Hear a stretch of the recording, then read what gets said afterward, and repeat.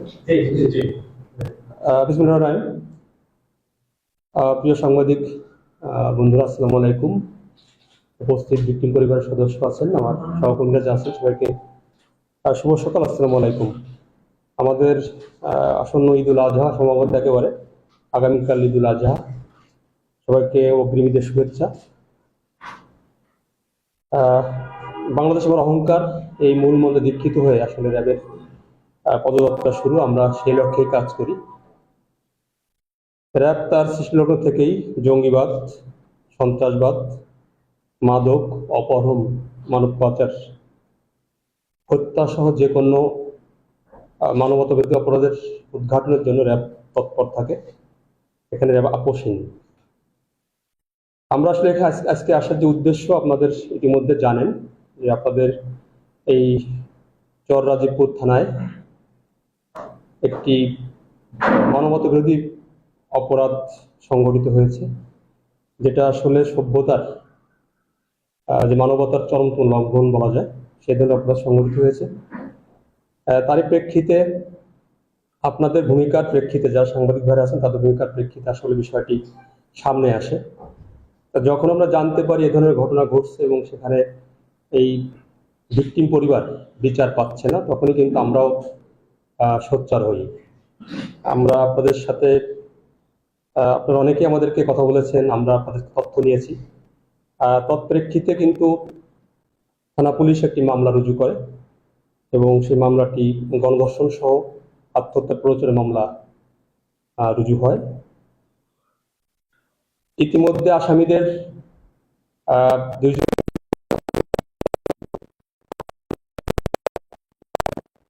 আসলে ঘটনাটি তো চরমতম মানবতার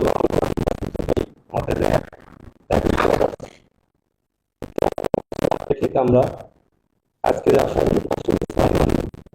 তাকে আমরা ধরতে সক্ষম হয়েছি গতকাল।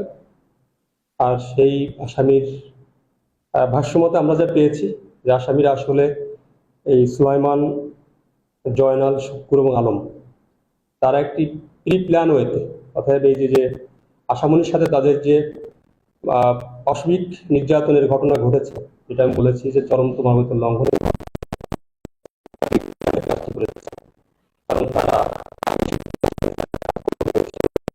সে বাড়িতে যায় এবং তার সাথে সংগ্রহ করে তাকে দর্শন করে। প্রেক্ষিতেই পান এবং আসামনির যে চিরতরে চলে যাওয়া, এটা এই ঘটনাটি ঘটে। এটা আসলে